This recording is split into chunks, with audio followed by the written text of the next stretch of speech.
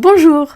Alors, tout d'abord, avant toute chose, je voulais vous remercier du fond du cœur. Plus de 600 abonnés en 24 heures, c'est un truc de malade. Je pensais pas que cette vidéo vous intéresserait à ce point, donc j'ai décidé de faire déjà un ajustement sur mes targets. J'ai pu faire des calculs un peu plus précis, donc ça c'est cool. Et puis, j'ai décidé de vous expliquer un peu plus ce qu'il en était. Alors, je peux pas tout expliquer dans une seule vidéo. D'ailleurs, j'ai absolument aucune idée de comment je vais faire tenir ça dans un contenu de 20 minutes, c'est mission impossible. Alors je sais pas, on va voir. Et puis donc du coup je vais vous donner les grandes lignes pour que vous compreniez, parce que je me rends compte que du coup ça fait un peu ésotérique et que il y a quand même 600 personnes qui ont voulu jouer le jeu et félicitations à vous d'avoir une ouverture d'esprit sans forcément comprendre ce qu'on est en train de faire. Donc bravo, félicitations à vous. Et là, je vais vous expliquer. Donc, la première partie de la vidéo, je vais vous donner tout de suite les ajustements parce que je sais qu'il y en a qui n'en ont rien à foutre des explications et c'est correct. Donc, les ajustements, j'ai remis... Alors, pour la première correction, elle pourrait avoir lieu donc toujours avril, mai, peut-être... entre fin mars et début mai, voilà. Et entre fin mars et début mai. Et le prix, ça pourrait être entre 93 123 000. Bon, ça bouge pas trop, hein, voilà. Ensuite, et par contre, on pourrait redescendre jusqu'à 78 000. Donc, une petite correction toujours. Hein. Ensuite, deuxième correction, elle pourrait avoir lieu entre fin juin et début août, mi-août. Et puis, on pourrait ne pas redescendre en dessous de 120 000. Et pour les targets, ça pourrait être entre 146 000 et 200 000. Et ensuite, ce que j'ai le plus affiné, c'est l'ATH. Alors, l'ATH, il pourrait avoir lieu entre mi-octobre et janvier. Mais janvier, je pense que c'est trop tard. Ça sera, à mon avis, plutôt décembre 2025. Mais bon, on verra, soyez avisés. On va, de toute manière, je vais vous tenir informés au fur et à mesure. Et puis, l'ATH, alors c'est surtout ça que j'ai diminué. J'ai un chiffre maintenant entre 200 000, on va dire, et 250 000, sachant que moi, ma prédilection phare, c'est plutôt autour des 225, entre 225 et 230 000. Je suis même pas sûre qu'on dépasse les 249 000. Donc, je vous ai donné la fourchette, mais moi, dans mon intime conviction, ça sera plutôt entre 225 et 249 000. Voilà. Bien évidemment, je vais encore ajuster ça au fur et à mesure des corrections, mais je voulais vous préciser ça. Voilà. Alors maintenant, pour ceux qui veulent en savoir un peu plus et essayer de comprendre ce qu'on est en train de faire, je vais vous expliquer d'abord qu'est-ce que Fibonacci, parce si vous savez pas ce qu'est Fibonacci, on peut pas vraiment travailler.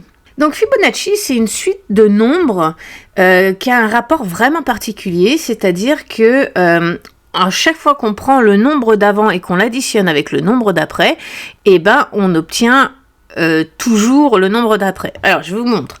1 plus 1, ça fait 2. 2 plus 1, ça fait 3. 3 plus 2, ça fait 5. 5 plus 8, plus 3, ça fait 8. Vous comprenez? 8 plus 5, ça fait 13. 13 plus 8, 21, etc. à l'infini. D'accord?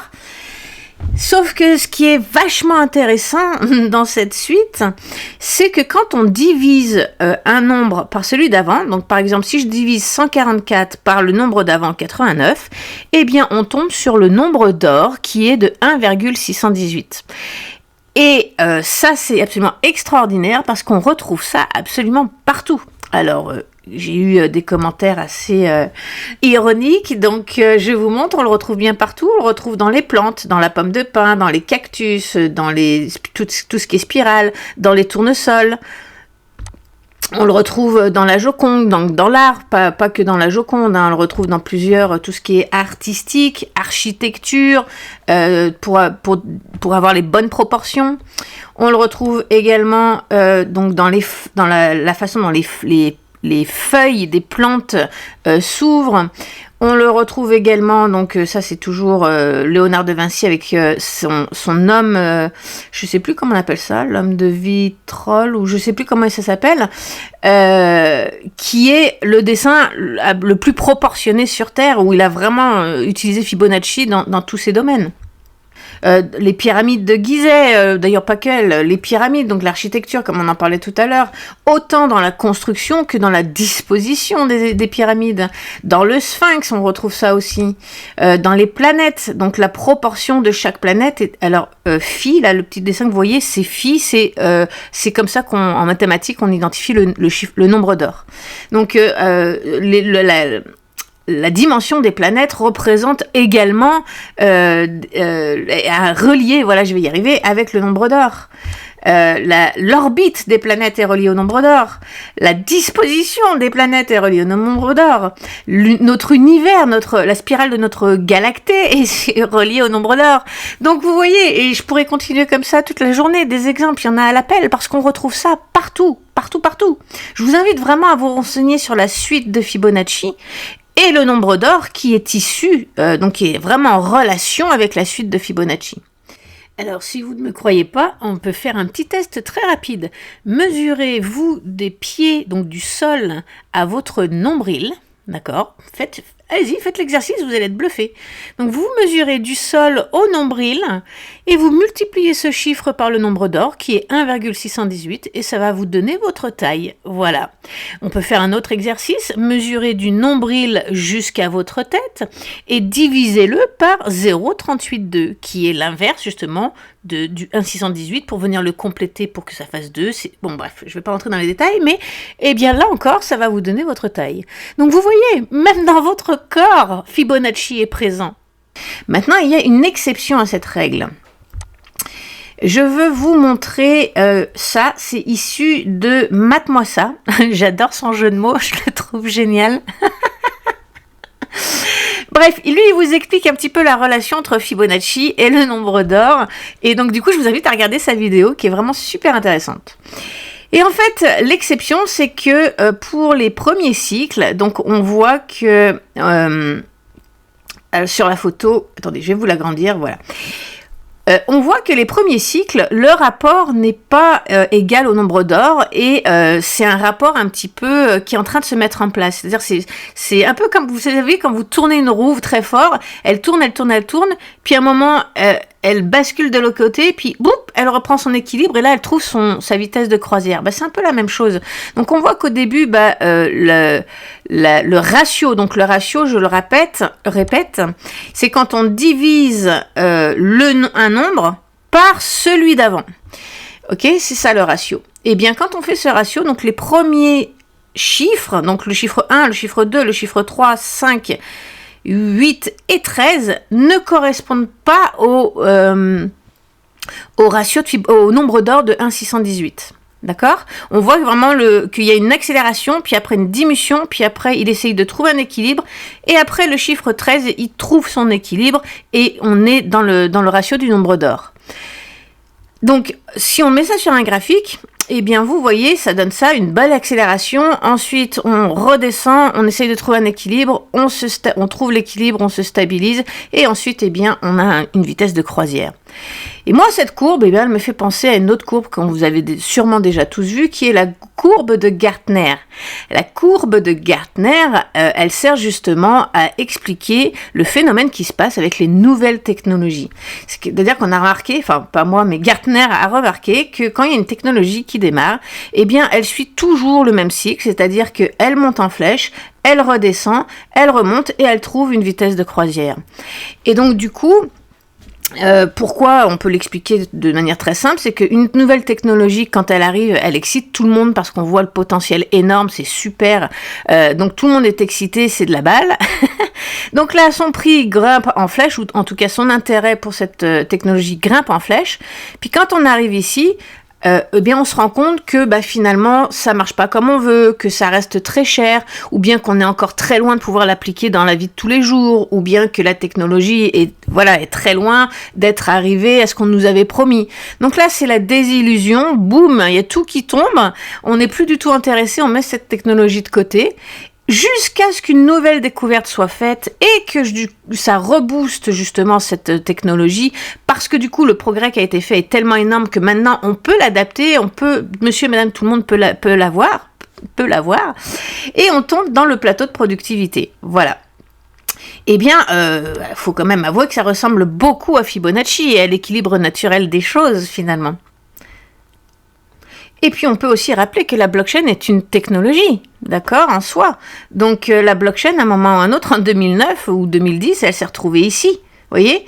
Et justement, si vous regardez cette courbe de Gartner sur la blockchain qui a été faite en 2022, il place les crypto-monnaies ici, donc quasiment vraiment très proche, on est très proche de notre plateau de productivité et de notre vitesse de croisière, on s'en approche, d'accord ? Maintenant, pourquoi je vous dis ça et quel est le rapport avec les crypto-monnaies ? Eh bien, je pense qu'on est très proche de notre plateau de productivité. Voilà. Donc, on s'en approche beaucoup. Je pense qu'on est dans le cycle... si je remets ça... on devrait être... voilà, dans le cycle 8. Donc, vous voyez, il nous reste peut-être 1 ou 2 cycles avant de trouver notre plateau de productivité et notre vitesse de croisière, avant de tomber sur un ratio équilibré où, à mon avis, le prix pourrait ne plus connaître autant de volatilité, c'est-à-dire que, par exemple, prenons un ananas. Donc un ananas, il se forme avec la spirale de Fibonacci. Puis au bout d'un moment, il arrive à terme, c'est-à-dire qu'il a atteint sa vitesse de croisière, certes, mais indépendamment de ça, il s'arrête. Et vous pouvez le manger. Le fruit est prêt, il est mûr. Il ne va pas continuer de grandir ad vitam aeternam, vous comprenez ? Donc au bout d'un moment, cette spirale, elle s'arrête. Une fois qu'elle a atteint son objectif. Donc, qu'est-ce que ça implique, ça, pour le futur ? Eh bien, parce que si on continue de multiplier les chiffres par 1,618 par ce ratio, très vite, on va arriver à des résultats pharaoniques, hein, avec un bitcoin à 3 millions, 6 millions, 10 millions de dollars dans des temps absolument réduits. Puis ça, j'y crois pas trop, vraiment.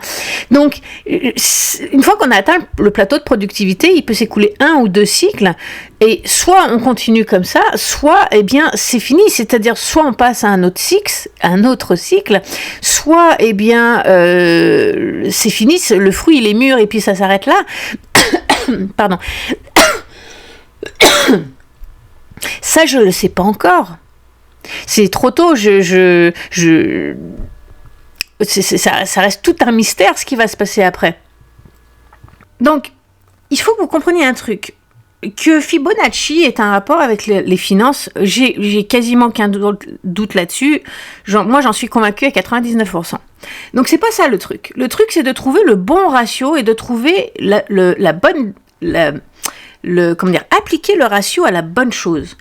Moi, j'ai appliqué le ratio j'ai utilisé la distance entre le moment où on sort, on sort du marché baissier, c'est-à-dire le moment où on rentre en marché haussier, c'est-à-dire quand on dépasse la boîte rouge, jusqu'au moment où on rentre dans le bull run, donc la boîte verte. J'ai utilisé la distance ou le rapport de ces prix entre ces deux-là, en fait, pour me donner la suite et extrapoler la suite. Donc mon ratio, je l'applique sur cette distance et sur cette différence de prix. Mais peut-être que je me trompe, vous voyez, j'ai essayé sur toutes les distances et la plus concluante c'est celle-là, c'est pour ça que j'utilise celle-là. Mais je suis pas mathématicienne, donc peut-être que je me trompe par rapport au ratio à utiliser, peut-être qu'on n'est pas dans les cycles, comme je vous disais ici, peut-être qu'on n'est pas dans le F6, peut-être qu'on est tout simplement dans le F4 et que j'ai mal calculé, ou peu importe. Ce que je veux dire par là, c'est que la relation entre Fibonacci et la finance, j'ai aucun doute, mais le ratio utilisé et pour savoir dans quel cycle on se trouve, eh bien, peut-être que là, je me suis peut-être trompée. Et c'est pour ça que si vous êtes mathématicien, si vous comprenez ces rapports-là, contactez-moi, qu'on puisse établir une théorie qui tient la route avec des données, avec les faiblesses que j'ai. Je ne peux pas forcément aller plus loin. Donc peut-être qu'avec votre aide, on pourrait avancer là-dessus. Donc contactez-moi, puis on essaiera de faire ça ensemble. Donc, peut-être que je me suis trompée dans les chiffres à utiliser, d'accord ? Mais si je ne me suis pas trompée, voilà ce qu'il en est. Sur les graphiques, j'utilise tout un tas, en fait, si vous allez ici, vous verrez que vous avez tout un tas de trucs de Fibonacci. Vous avez les retracements que j'utilise, vous avez la spirale de Fibonacci que j'utilise, vous avez les arcs que j'utilise, vous avez aussi le carré de Gann, l'éventail de Gann que j'utilise. Donc, c'est tout des trucs faits sur Fibonacci, Gann étant un dérivé. Du coup, ça me permet de me situer dans le temps, en fait. Sur les graphiques, ça me permet de me situer dans le temps, mais ça reste un petit peu flou quant à le prix, les targets visés. Par exemple, je m'explique. Là, on sait que quand on va toucher la ligne jaune, il y a de fortes chances qu'on ait une correction. Mais la ligne jaune, où est-ce qu'on va la toucher? Est-ce qu'on va la toucher ici? Est-ce qu'on va la toucher ici? Est-ce qu'on va la toucher ici? Vous voyez, c'est ça que j'ai du mal à évaluer avec les graphiques. Donc là, je vais pouvoir faire un petit calcul mathématique qui, lui, va pouvoir m'aider à affiner. Alors, je vais vous montrer mes notes, mais je ne vais pas rentrer dans les détails. Tout ça pour dire que j'utilise le prix de l'ATH, de l'ancien ATH, donc bien évidemment l'ATH connu, par exemple. Si je veux calculer pour le prochain cycle, vous voyez qu'ici, j'ai pas l'information. Donc, je vais prendre le dernier ATH connu, d'accord? C'est là-dessus que je vais faire tous mes calculs. Mais mes calculs, je peux pas le faire tant que je n'ai pas ma distance, ma fameuse distance entre le moment où je sors du marché haussier et celui où je rentre en bull run, d'accord? Donc, si on se trouve à cette date-là, par exemple en juin 2022, je ne peux pas faire les calculs pour le reste de mon cycle. Donc c'est pour ça que je vais utiliser le cycle d'avant pour le faire. On utilise toujours le cycle d'avant pour déterminer le cycle d'après. Parce que là, j'ai toutes mes données au complet. Alors qu'ici, il me manque des informations, je suis obligée d'attendre qu'on rentre dans ces informations. Mais je ne veux pas attendre qu'on rentre dans ces informations parce que je veux les avoir à l'avance, ces informations, justement. Ok? Donc j'utilise le cycle d'avant. Donc, le cycle d'avant, mon top, il était à 19 666, j'ai pris. Alors, 19 666, et je vais le multiplier par 1 moins le ratio de Fibonacci. Mais rappelez-vous qu'on est dans des cycles... On est dans le cycle F5. Donc, c'est très compliqué à vous expliquer, c'est pour ça que je vous parlais je vous avais expliqué dans ma première vidéo que c'était très long et voilà, donc je suis pas mathématicienne et je suis pas prof de maths et je sais pas comment vous expliquer ça. Donc là, je vais faire très simple, mais dans les tutoriels, en fait, c'est plus simple de faire un tutoriel parce que je vous dis exactement quoi faire. Voilà, là pour vous l'expliquer, j'ai beaucoup de mal. Donc, ce qu'il faut savoir, c'est que, voilà, moi j'estime qu'on était dans ce cycle-là à ce moment-là. J'utilise donc l'ancien cycle pour faire mes calculs. Mais ils sont calculés pour le cycle d'après. Donc c'est comme Fibonacci, j'utilise le cycle dans lequel je me trouve, mais j'utilise le nombre d'après. Ok? Donc le cycle de 2017, c'était sûrement le F4. Mais pour faire mes calculs, parce que je veux connaître le cycle d'après, eh bien j'utilise mon ratio de F5. Ok? C'est un peu complexe. Mais l'avantage, regardez, là c'est chiant parce que les ratios sont pas les mêmes, mais à partir du cycle 8, F8, on va retomber sur le nombre d'or et on n'aura pas besoin de se prendre la tête avec ça. Ça sera toujours le même chiffre, ça sera toujours 1,618. Donc ça sera très simple. Là c'est un peu casse-tête parce que on était avant le plateau de productivité. Bref, quoi qu'il en soit, je prends mon ATH... Et je le multiplie par 1, moi, le ratio de Fibonacci. D'accord? Et là, j'obtiens le prix d'entrée en marché haussier du cycle en cours. Donc, ce qui correspond à mon trait bleu. Alors, je vais vous mettre mes traits. Voilà. Donc, j'ai obtenu ce trait bleu avec mes calculs. Et vous voyez, il est un petit peu en dessous de ma boîte rouge. Mais bon, quoi qu'il en soit, déjà, la distance est très, très faible, mais surtout... on voit quand même que c'est pas faux, quoi. On voit effectivement qu'à partir du moment où on est sorti de là, on est rentré en marché haussier. Voilà, même chose ici, pour le cycle d'après, où j'ai fait mes calculs avec le nouvel ATH. Ensuite, maintenant que j'ai ce chiffre, je vais pouvoir calculer mon deuxième chiffre, voilà, qui lui va m'indiquer la date où on va passer en bull run. Et regardez, encore une fois, on est très proche de mon retracement vert, on n'est pas très loin, et effectivement, là, si on regarde bien l'impulsion, on voit que l'impulsion, effectivement, elle a démarré avant ma boîte verte, hein. Donc, effectivement, encore une fois, on est bien dedans, là, on a été refoulé très clairement, voilà, si on regarde ici, c'est pareil, on a été refoulé ici très clairement, on voit bien que c'est... un prix important, un niveau important. Puis là, c'est pareil, vous voyez, on a commencé l'impulsion, on est revenu le retester d'ailleurs, donc on est vraiment très proche de ma boîte verte, donc tout coïncide vraiment, hein. Après, encore une fois, comme je vous l'ai dit, je suis pas mathématicienne, peut-être que mon prix est pas bon, ou que le ratio est pas bon, parce que si on change de ratio, on peut peut-être justement se rapprocher de cette boîte verte ou de cette boîte rouge. Et puis, je les ai peut-être mal positionnés aussi, j'ai pas mis mon aimant, donc je les ai mis à ce que je voyais à l'œil nu, mais c'est peut-être pas non plus au centime près, hein. Donc, moi, je trouve qu'on est très proche et je trouve ça quand même très pertinent. Maintenant que j'ai tout ça, je veux calculer la date de la prochaine fois où on passe un marché baissier, d'accord? Donc, rappelez-vous, on prend toujours pour le cycle d'après.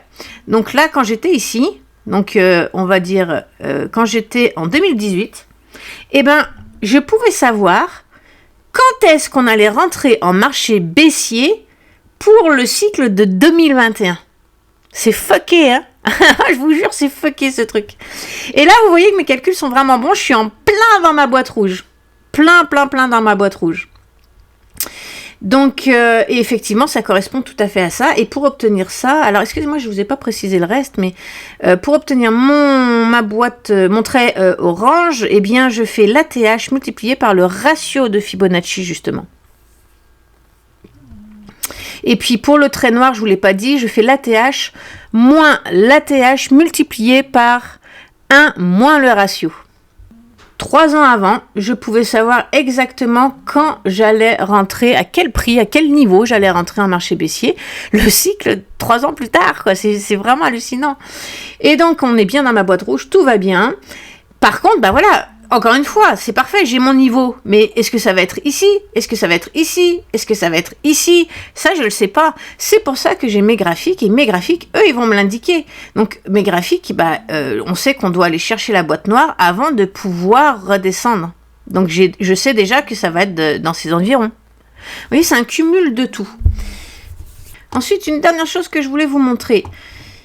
J'ai estimé le bottom, donc toujours en faisant ces calculs, à peu près dans cette zone. D'accord? Et j'ai pu calculer ici le moment où on allait passer en marché baissier en 2024 ou 2025. Mais bon, imaginons que la prochaine fois qu'on passe en marché baissier, voilà, c'est mon trait jaune ici et il correspond à peu près 112 000 $.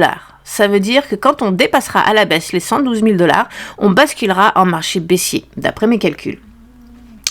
Mais si je fais mon petit retracement de Fibonacci, donc ma petite boîte rouge, avec l'estimation que j'ai actuellement, hein, d'accord?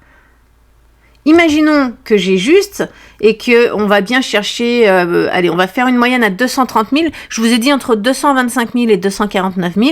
On va faire une moyenne autour des 232 000, là, juste pour faire un test. Boum! Vous voyez que ma boîte rouge tombe pile dans mon trait orange. Vous voyez? C'est hallucinant. Donc, c'est ça qui me fait dire que, honnêtement, l'ATH va tourner autour des 230 000 à mon avis. Voilà, alors j'espère que c'est un petit peu plus clair pour vous. Ça fait plein de formules mathématiques et de trucs bizarres, oui, je l'entends et c'est pour ça, vous voyez, je me fous pas de vous, hein, quand je vous dis que c'est compliqué, c'est très compliqué, ça implique des notions mathématiques et surtout bien comprendre comment Fibonacci fonctionne. Et c'est pour ça que je vous dis de rien oublier parce que toutes ces étapes, on les fait une par une, et puis si on oublie l'étape d'avant, ça fuck tous nos résultats, là. Donc c'est pour ça qu'il faut vraiment avoir une checklist, puis étape par étape faire les choses. Donc je le redis, d'ailleurs je vais changer, pour mes livres, je vais donner cette stratégie. Je vais donner la stratégie d'achat, donc pour trouver un bottom, je vais la mettre dans le livre Les stratégies d'achat, qui est sorti la semaine dernière d'ailleurs. Donc ne vous inquiétez pas, ceux qui ont déjà acheté le livre, c'est pas grave, parce que dans les bonus du livre, sur le site internet, je vais vous mettre tous les tutoriels, donc vous les aurez, il n'y a aucun problème, ça sera dans les bonus. Et puis pour les stratégies de vente, j'avais écrit tout un tas de chapitres, mais je me rends compte que c'est vraiment pas digeste par écrit, c'est vraiment pas... c'est trop compliqué en fait. Puis je suis pas très douée pour expliquer ça. Donc du coup, je vais enlever ce que j'ai écrit, mais dans les bonus, vous aurez tous les tutoriels pour savoir quand c'est qu'on aura un top. D'accord? Donc dans les stratégies d'achat, le bottom, dans les stratégies de vente, l'ATH. Donc, vous inquiétez pas, je vais rendre ça très simple parce que moi, c'est un peu ma marque de fabrique. Donc, je vais faire des tutoriels, des petites vidéos de 5 minutes à chaque fois. On va faire étape par étape. Et puis, vous aurez juste à refaire ce que je fais, en fait, tout simplement. Avec une petite explication, bien sûr. Voilà. Alors, je vais pas faire ça tout de suite parce que je dois absolument finir le livre sur les stratégies d'achat avant. Je pensais que j'avais 2 ans pour le finir, donc j'étais tranquille. Mais si vraiment, à la fin de l'année, on a notre bull run, il faut à tout prix que vous ayez le livre sur les stratégies de vente avant que le bull run ça finisse. Sinon, il n'y a plus aucun intérêt. Donc, il faut vraiment que je le finisse pour cet été. Donc là, c'est ma priorité absolue. C'est pour ça que je mets tout le reste en stand-by. Et je passe vraiment mon énergie là-dessus pour que vous puissiez l'avoir. Quand j'aurai fini ça, je vous expliquerai cette stratégie, je vous préviendrai par email, ne vous inquiétez pas, mais c'est très important quand vous avez mes livres, peu importe le livre, c'est très important d'aller vous inscrire sur mon site internet avec le lien qui est dans le livre, parce que à chaque fois qu'il y a des choses importantes, comme c'est le cas ici, eh bien, je vais venir rajouter ça dans les bonus. Donc, si j'ai pas votre adresse, je peux pas vous prévenir, vous comprenez? Voilà. Alors sur ce, je vous souhaite une très bonne journée à tous, et à bientôt. Bye.